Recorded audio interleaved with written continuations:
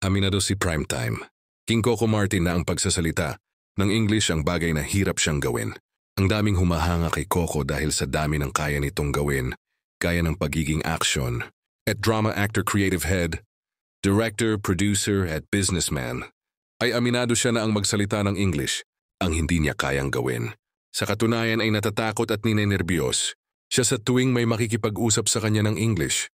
Iyan ang revelasyon ni Coco sa panayam sa kanya ni Bianca Gonzalez.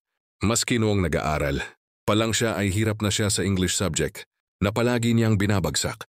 Naikwento rin niya na nag-walk out at mas pinili niyang bumagsak sila ng kanyang classmate nang malaman nilang kailangan nilang magsalita ng English sa kanilang class report.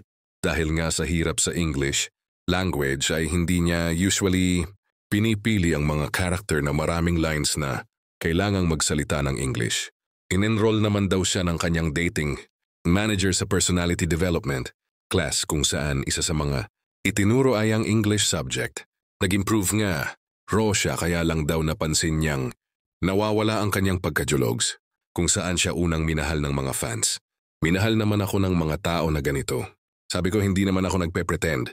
Dati hindi ko kailangan mag-pretend, say ni Coco kay Bianca.